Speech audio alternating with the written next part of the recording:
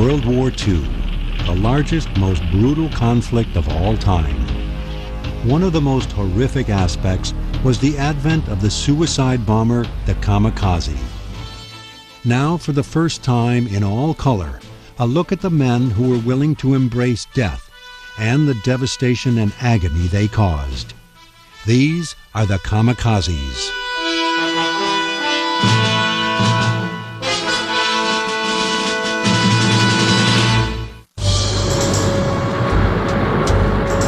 Every time one country gets something, another soon has it. One country gets radar, but soon all have it. One gets a new type of engine or plane, then another gets it. But the Japs have got the kamikaze boys, and nobody else is going to get that, because nobody else is built that way. Captain John Thatch, Operations Officer to Admiral McCain.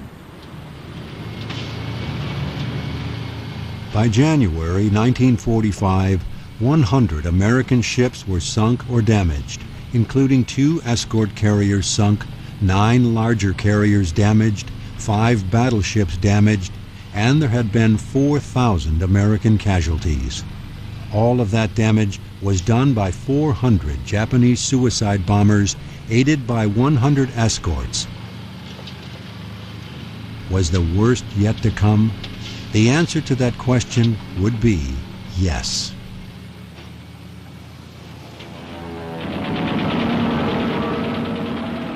The Americans were forced to abandon the Philippines in May 1942. Now, starting with October 1944's Battle of Leyte Gulf, they were making the final push to regain the islands. Rear Admiral Takejiro Onishi decided to evacuate what was left of his special attack units, taking with them the remainder of the useful aircraft. He left behind the ground crew and mechanics who had so creatively kept the most dilapidated planes in good enough shape for one final mission. They were ordered to stay behind to fight as infantry down to the last man in their own kind of suicide mission. The pilots themselves continued to have a range of emotions about their missions, a range as varied as the individuals whose volunteering was becoming a lot less voluntary. In fact, reprisals for not answering the call were so severe, some pilots were virtually ordered into their new special attack units. Not everyone felt the compulsion to die.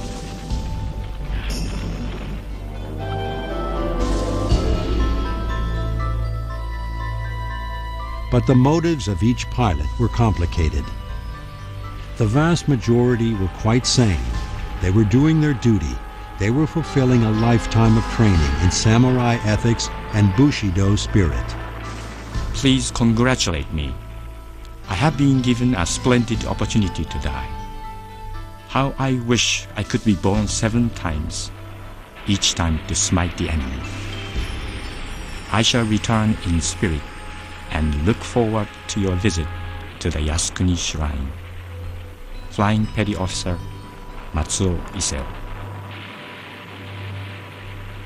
With kamikaze units now depleted by their successful missions, a fresh unit was formed on January 18th.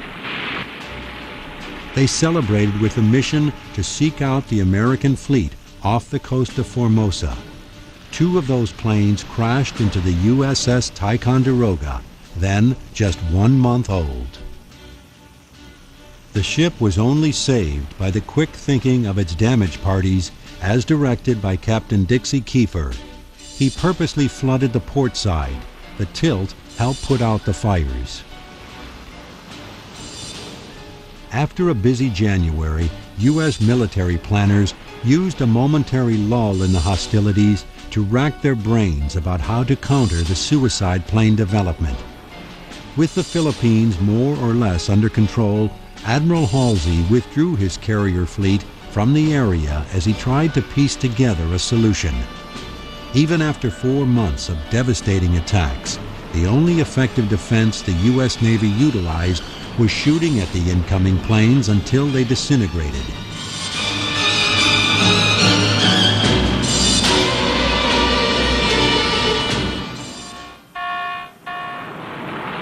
The kamikaze was not a contingency that had been anticipated by war planners. How were the Allies going to protect themselves against an enemy that wished to die?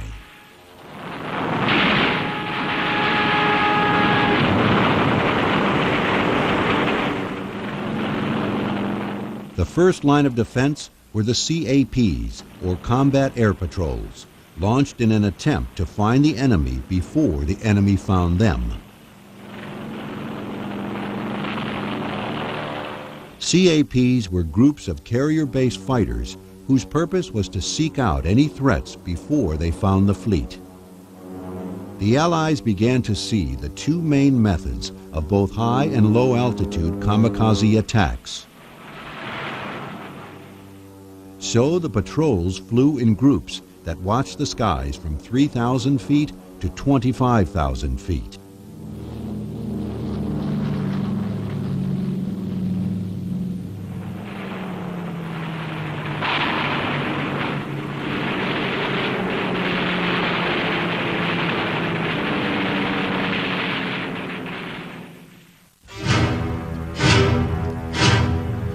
Better and more powerful fighters were coming off the assembly line to lead the patrols.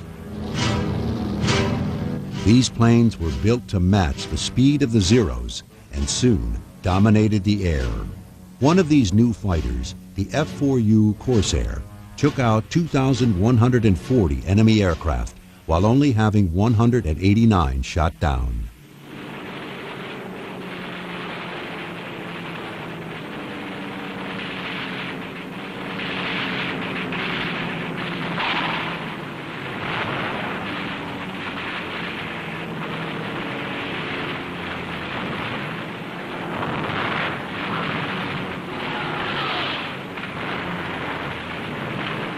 Squads had nicknames like the Big Blue Blanket for the color of the aircraft, which would cover and protect from the skies above. If a kamikaze did get past combat air patrols, the next line of defense were a ship's anti-aircraft guns.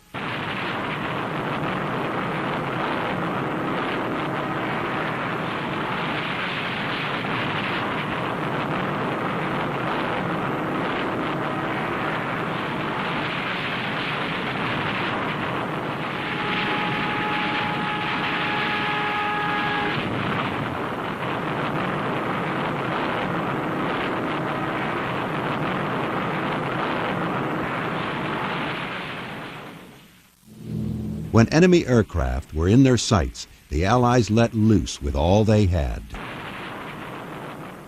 One of the most important advancements in the Allies' defense against kamikaze attacks was the development of the Variable Telemetry Fuse,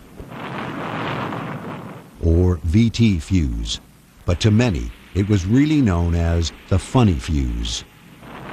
The VT fuse was in essence a miniature radar that was placed in the anti-aircraft ammunition of the 5-inch guns. A shell equipped with a funny fuse would explode when its signal indicated there was an airplane in lethal range.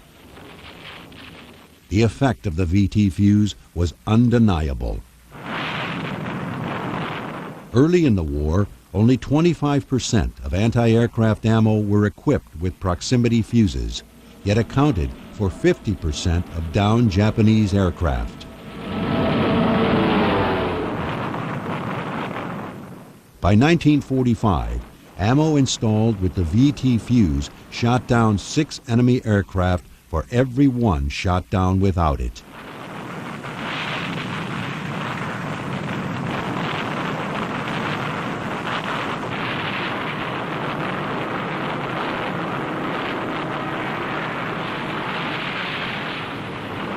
But even with an advantage like the VT fuse, the kamikazes were not deterred from completing their missions.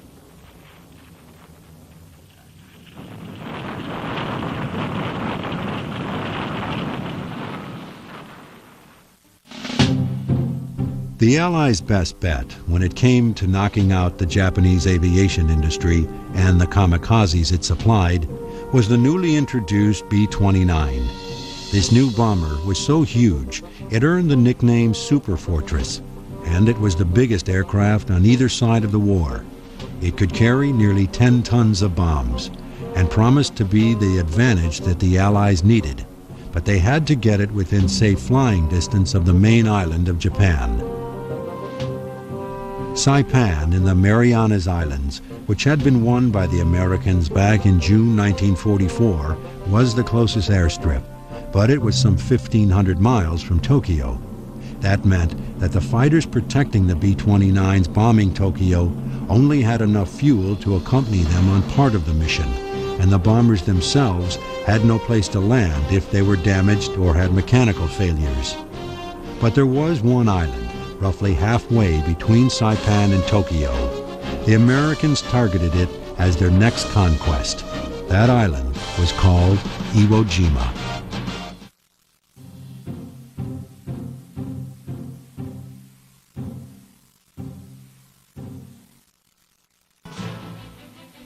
Because it was the only suitable site for an airfield between the Marianas Islands and the home islands, the Japanese knew that one day they would have to defend Iwo Jima.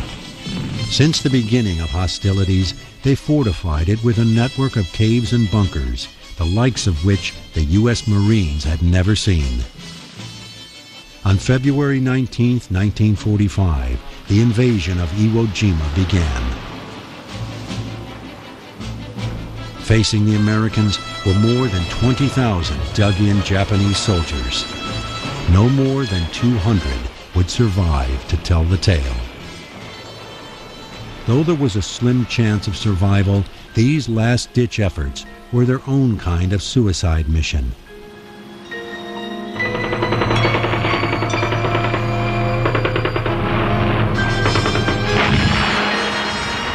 It was clear that the Japanese soldiers on Iwo Jima were calling on the same spirit and traditions that drove the Kamikaze Corps. The battle for Iwo Jima is remembered as one of the toughest ground battles in the history of warfare. The Allied landings were supported by a huge armada, doing its best to soften up those dug-in fortifications.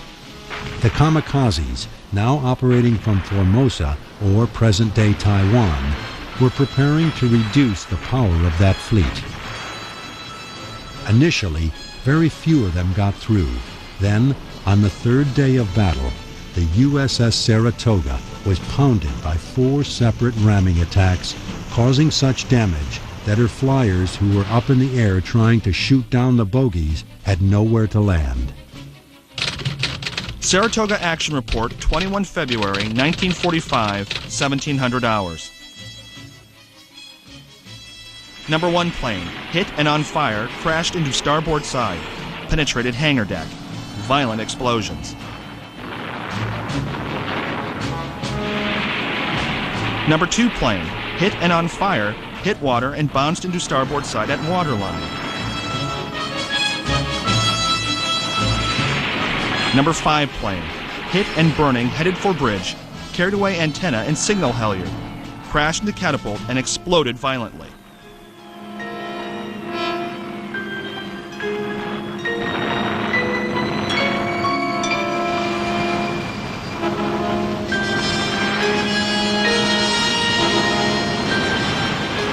Number 6 plane, hit and crashed into airplane crane on starboard side. Rest of plane went over side. Nearby ships came to the rescue. This was hardly the one plane, one ship ideal that the Japanese admirals and generals wanted, but the multi-aircraft strategy had the desired result. Old Sarah survived, but would never return to combat.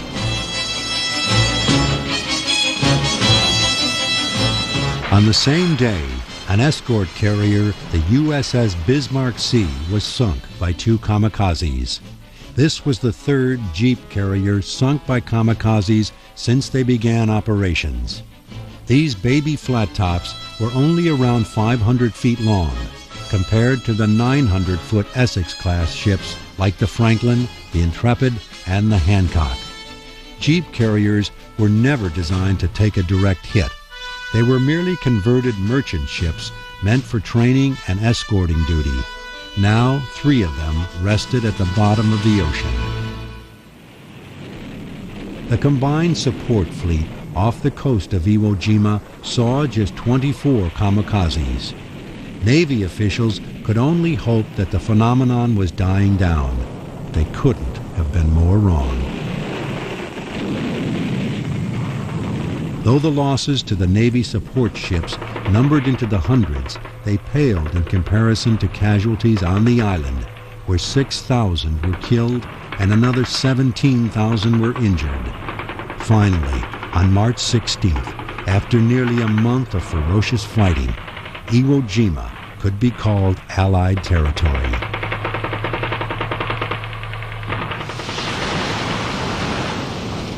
As the island hopping entered a brief quiet period, some of the carriers were removed back to their base in the Caroline Islands, over 1,200 miles from Iwo Jima. It was thought they'd be safe there. On the evening of March 11th, as the sailors were chatting before their nightly movie, some of the men saw a lone plane in the sky. John Montserrat was aboard the USS Langley when his friend pointed out the plane. Tom said, "Look at that idiot flying around up there without any wing lights." That idiot, a fully armed kamikaze, dove his airplane and his bomb into the Randolph.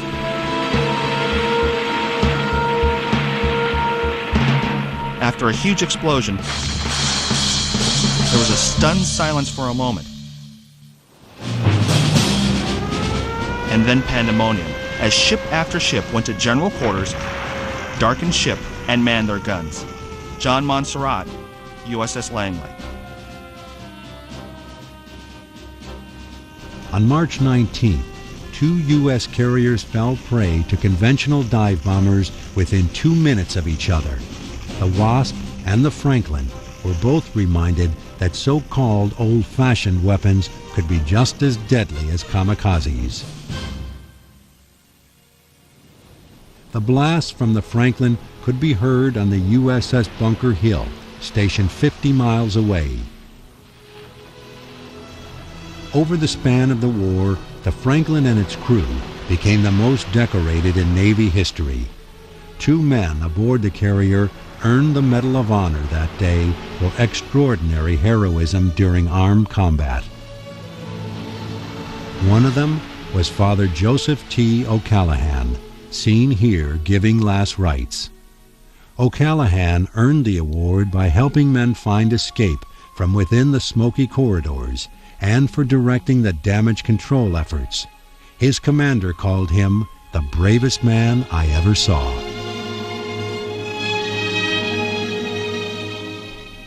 The USS Franklin had served in the Marianas and the Carolines. It had been the first carrier ever hit by a suicide bomber, and later rebounded after an even more serious kamikaze strike during the Battle of Leyte Gulf. But this attack was the knockout blow. The Franklin limped home to New York with a skeleton crew. The war was over for this Essex-class carrier. The kamikaze attacks shook Navy rank and file to the core. They tried to unwind, but the tension built daily. Clearly, they were never safe from a ramming attack, even in port. But they had no idea what other innovations of warfare the Japanese military was concocting. As the Allies prepared for their next move, carrier planes from the 58th Task Force witnessed something that defied description over the Japanese home island of Kyushu. Some new kind of winged bombs were strapped to the bottom of Mitsubishi bombers. The Allies had no way of knowing at the time that this was the next escalation of the divine wind concept. What they were looking at was a true death machine.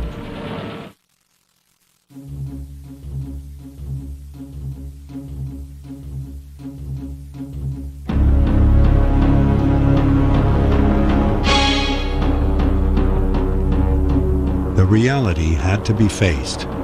The Japanese people might one day have to defend their homeland from invasion by the American demons and their fortress-like bombers. They did what they could to protect themselves from these bombers, but the protection was designed for American B-25s. While the weapon of choice now for the Allies would be the massive B-29. B-29s fly at 30,000 feet. The surface-to-air missiles placed around Tokyo reached only 25,000 feet.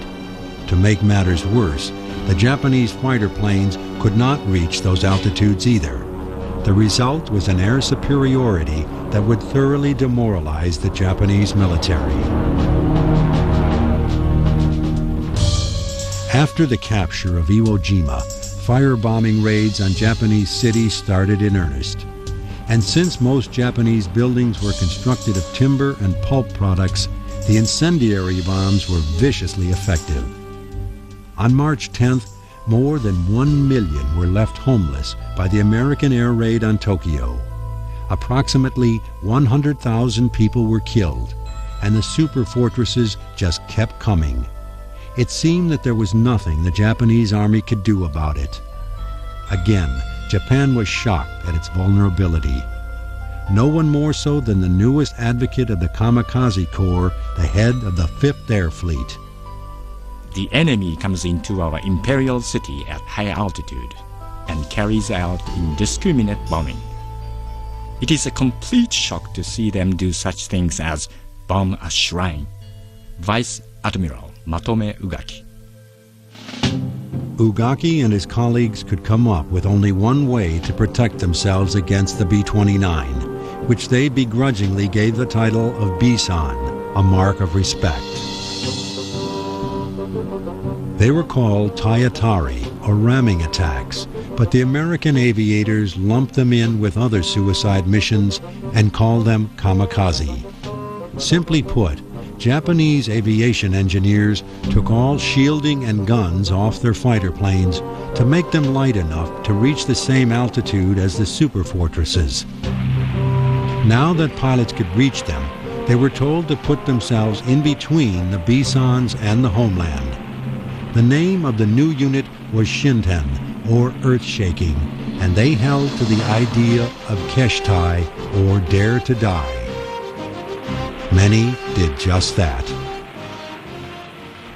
When you saw one of those guys coming at you, said a member of one American bomber crew, it put a fear into you like you've never known.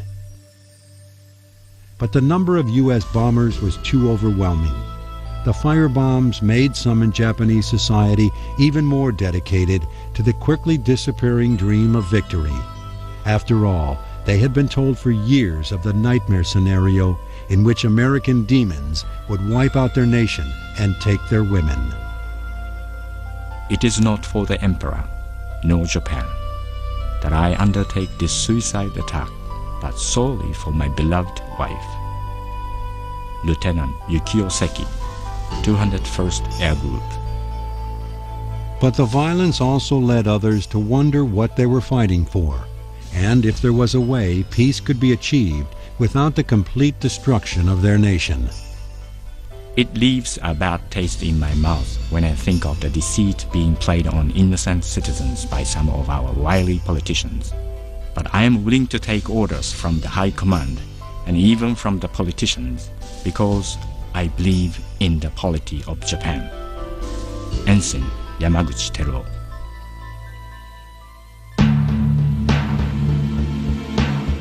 At the same time, the Japanese developed a new chapter in suicide weaponry, the Oka, or cherry blossom bomb.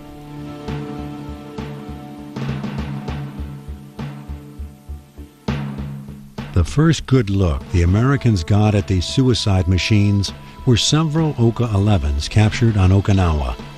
Equipped with no takeoff or landing gear, these were true suicide machines. So simple in design, yet their rockets could propel them to 600 miles per hour. They were only 20 feet of tin and plywood, but each carried 3 rockets and 1,800 pounds of explosives. But how did they work?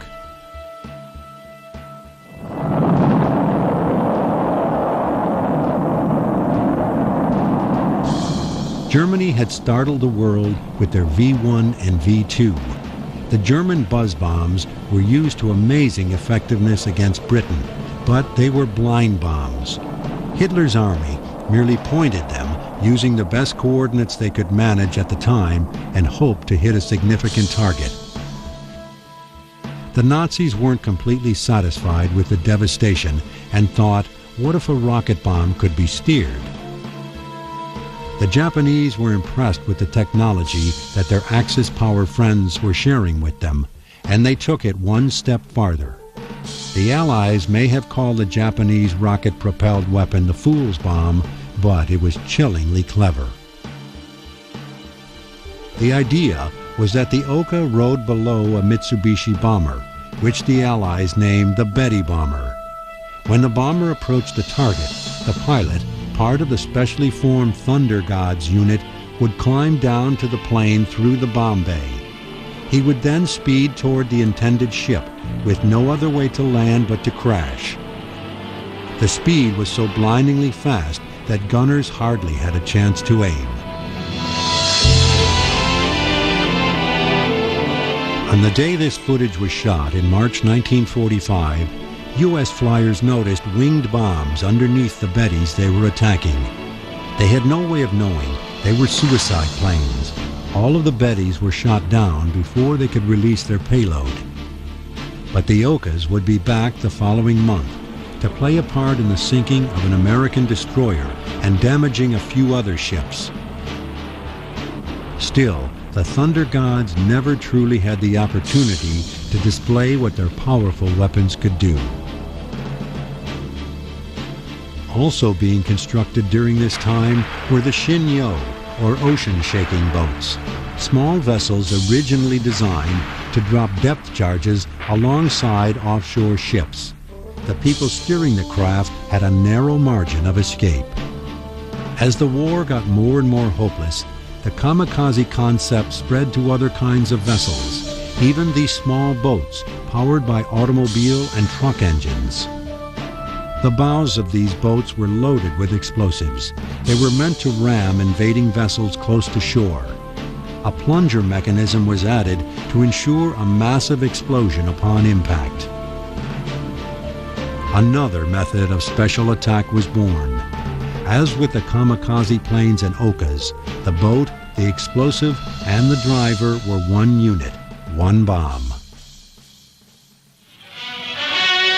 Almost completely undamaged, a flotilla of so-called suicide boats is discovered. When the Allies occupied Japan, they found hundreds of these boats, with evidence that many more were planned, all designed to thwart invasion of the homeland. It was more evidence of the government's commitment to preserving the Japanese spirit, even if it meant losing the Japanese people. Suicide attacks could be launched in many ways. These midget submarines were actually human torpedoes intended for a two-man suicide crew. They were called Kaiten, or heaven shakers. Various models were the five-man Kaiyu, called the Sea Dragon, and the Koryu, another tiny two-man sub. They were originally intended as stealth versions of their larger cousins, but by 1944, their conventional torpedoes were packed with hair-trigger charges, and the operators of the boats were instructed to simply ram them into their target vessel. Japanese I-boats like these were quickly converted into motherships for these new mini-subs. In addition to regular torpedoes, they could now release these human torpedoes as well. They would sneak into a suitable range without detection, then release their Kaitens for a guaranteed hit. The suicide subs made their debut in a spectacular fashion with the sinking of this oiler, the USS Mississinewa. Kaiten also sunk another destroyer escort and damaged several others. Records show that the Japanese were gearing up to produce many more of these suicide subs, for the inevitable invasion of Japan. One can only wonder how much devastation they would have wrought. But the most incredible plan for a special attack was to take place off the coast of Okinawa. By the spring of 1945, the once proud Japanese Navy had been reduced to a handful of ships, with precious little fuel left even to operate them. The admirals of Japan hatched an idea to stave off the inevitable invasion of Okinawa, the logical stepping stone to the home islands of Japan. The plan was to send 10 ships, virtually all that was left of the fleet, on a suicide assignment. Included would be the pride of the nation, the Yamato, the largest battleship ever built. The plan was to beach the Yamato. All 2,498 sailors aboard would man the guns until, one by one, they were all silenced. The crewmen never got a chance to display their Bushido-driven valor in combat. On the way to its date with destiny, the fleet, including the noble Yamato, met torpedoes launched from carrier planes of Admiral Mitcher's fabled Task Force 58.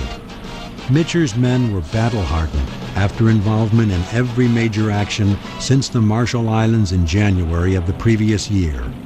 It took a concerted effort from all of them to sink the mighty Japanese battleship.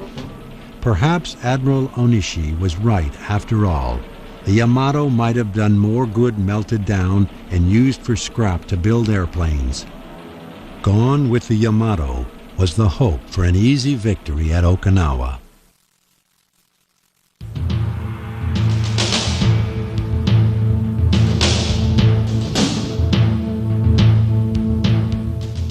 On the island-hopping campaign toward the Japanese main island, Okinawa was the next logical place for the U.S. to strike. Both sides knew it. It was the largest island in the closest island chain to Japan proper. The Americans would need that springboard for final victory. At the time of the initial landings on April 1st, 1945, 155,000 men were deployed in Operation Iceberg. By the end of the battle, some 300,000 American troops were committed to the vicious fighting.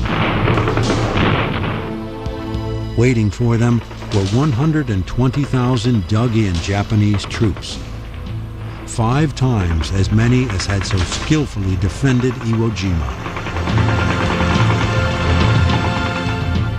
Supporting the Allied invasion was the largest fleet ever assembled. More than 1,200 ships of all kinds participated, including the contribution of the British fleet. To the Knights of the Divine Wind, this was an irresistible target.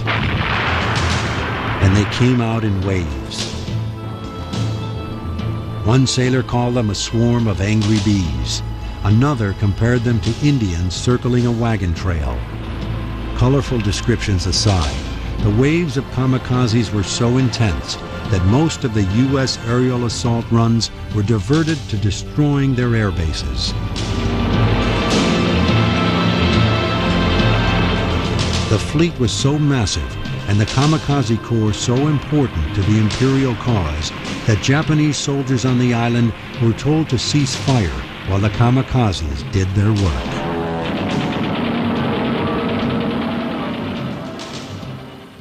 In this final year of the war, Admiral Mark A. Mitcher was the leader of the fast carrier group Task Force 58. Considering the kamikazes' love of destroying flat tops, that was a dangerous position to hold. Early in the battle, the well-liked Mitcher decided to make the Bunker Hill his flagship. He was often on deck in his famous baseball cap. On May 11th at 10:04, he got an up-close look at the hazard that his sailors had been dealing with for months. A Zero sneaked past a combat air patrol and smashed into 34 planes on the deck of the Bunker Hill. Less than a minute later, a Judy smashed through the aft flight deck. The whole thing happened less than 100 feet from where the Admiral was standing. The Bunker Hill would go on to fight another day, but 353 of its men, including 13 from the Admiral's staff, wouldn't.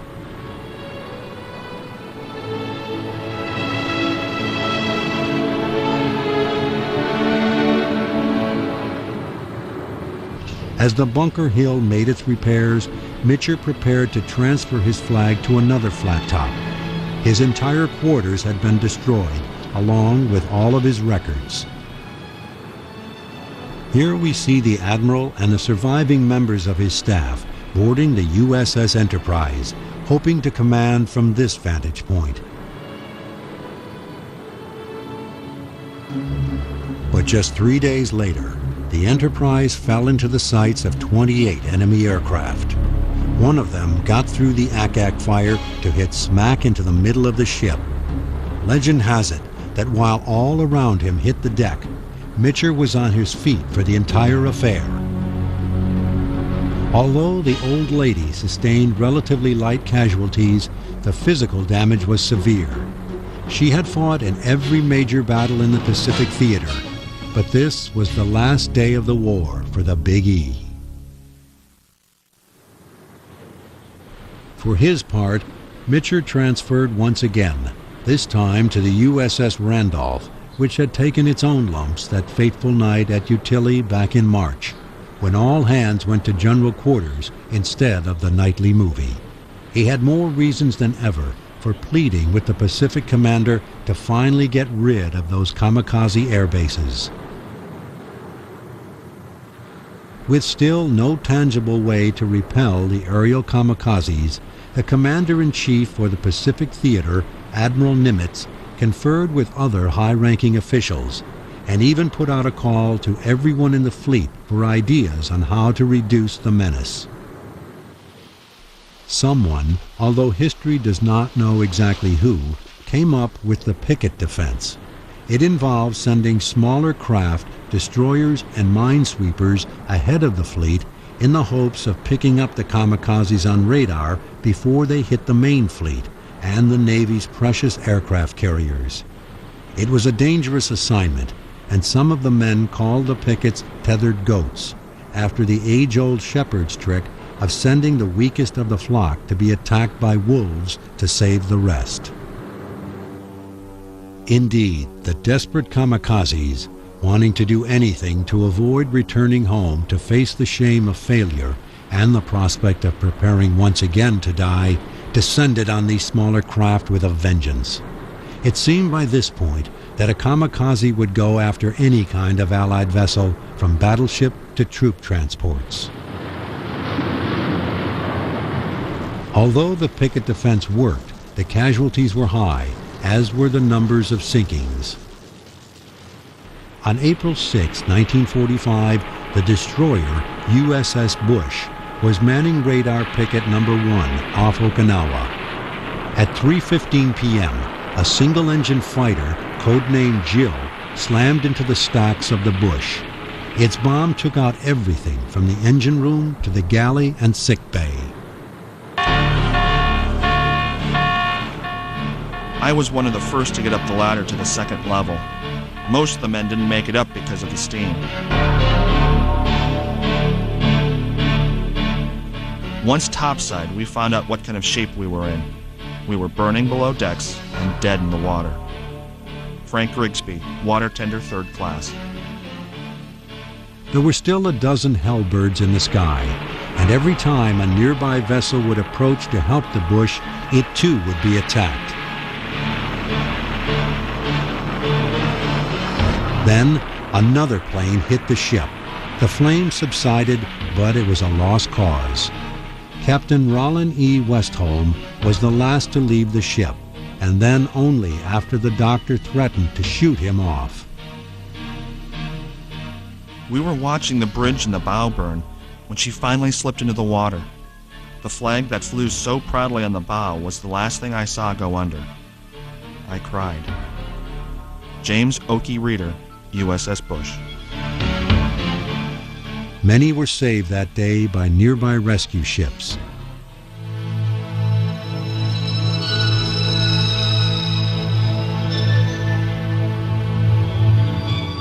It took 2 months to neutralize the deeply dug-in garrison of soldiers at Okinawa.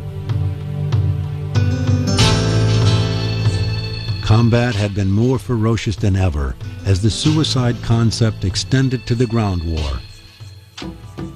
Human bullets, soldiers with explosives strapped to their bodies took out tanks. Again, there seemed to be no defense against someone bent on sacrificing himself. The Japanese people braced for the invasion of the homeland. Ordinary civilians were being organized into their own suicide brigades, while the entire military was put on notice to convert to special attack duty. Leaders envisioned a force of nearly 100 million, all willing to kill themselves in the effort to repel the invaders. Radio Tokyo boasted that the sooner the Americans attacked, the better. With victory so distant and devastation so near, the Emperor's subjects continued to fight. Even if we are defeated, the noble spirits of the Kamikaze Attack Corps will keep our homeland from ruin. Without this spirit, our nation would cease to exist. Admiral Takijiro Onishi. The Japanese military stepped up its production of suicide submarines, and a bold plan was formulated to launch the Okas from catapults at the invading Allied ships in order to overcome the lack of aircraft to carry the human bombs. And still, aerial kamikazes continued to strike. Through June and July, they attacked any ships they could reach. As July became August, nearly 5,500 planes of all kinds were earmarked for one-way missions, and an equal number of pilots were in training for special attacks. If all of these planes were actually launched, this horrible war could have been prolonged even further, causing unimaginable agony on both sides.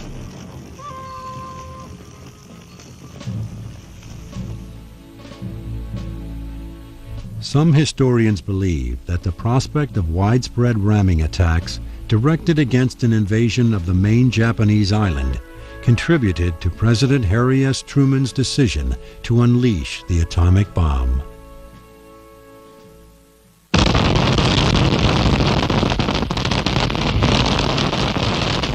The horror of the atomic bombs may have brought about the end of the war, but it also opened up a new chapter of fear and panic. The West could not understand how the military could organize suicide bombers against military targets. The East could not understand how the United States could kill so many women and children in Hiroshima and Nagasaki. On August 15, 1945, the impossible happened. The voice of the sacred crane was heard for the first time by his subjects. The Emperor made a radio address informing Japan that he was ready to call a halt to the war. His subjects had been prepared to fight to the end, and now they were giving their country to their mortal enemy. Hundreds committed suicide so as not to face the dishonor.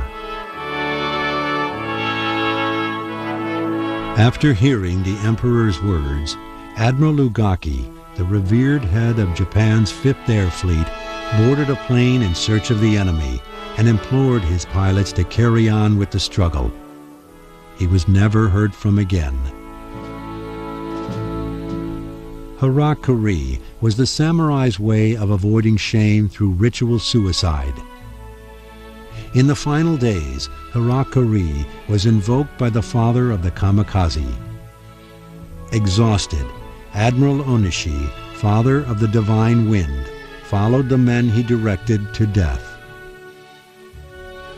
Finally, peace came with the signing of formal terms of surrender on September 2, 1945. The solemn ceremony took place aboard the battleship Missouri, which had shrugged off kamikaze attacks herself. Since then, the two countries have become allies. the era of the kamikaze seems a nightmare dreamt long ago. A poem by Admiral Onishi, the architect of the Japanese Special Attack Corps, says it all. In blossom today, then scattered, life is so like a delicate flower. How can one expect the fragrance to last forever?